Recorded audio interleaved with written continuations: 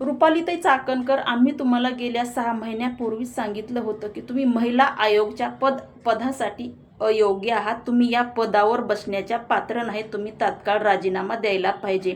कारण महाराष्ट्रामध्ये आतापर्यंत ज्या ज्या महिलावर खून, अपहरण, बलात्कार झाला त्या महिलावर आतापर्यंत त्या महिलांना कधीही तुमच्या छत्रछायाखाली न्याय मिळालेला नाही, किंवा तुम्ही महिलांसाठी कुठलेही कठोर पाऊल उचललेले नाही, महिलांसाठी सुरक्षा कवच तुम्ही अंमलात आणलेले नाही।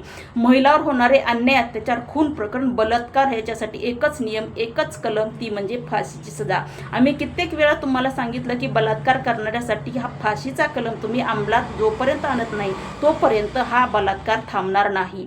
तुम्हाला तो भोंदूबाबा अशोक खरात याच्या बाजूला बसण्यापासून फुरसत मिळाली तरच तुम्ही महिलांसाठी काम कराल ना। जो भोंदूबाबा अशोक खरात आहे त्याने आतापर्यंत महिलावर अत्याचार केले, त्याला महिला कोण पुरवत होतं?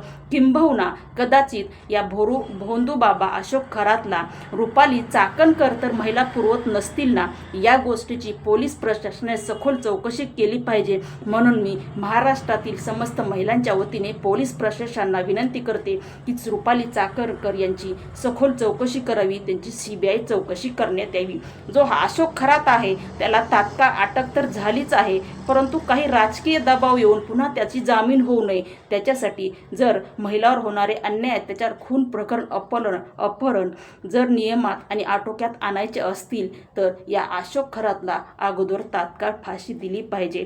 कारण 100 महाराज जर चांगले असतील तर त्याच्यामध्ये फक्त 10% महाराज हे चांगले आहेत आणि 90% महाराज हे या कीर्तनाच्या माध्यमातून महिलांचं शोषण करणारेच आहेत। म्हणून अशोक खरात भोंदूबाबा या महाराजाला तात्काळ फाशी देण्यात यावी आणि रुपाली चाकणकर यांची CBI चौकशी करण्यात यावी।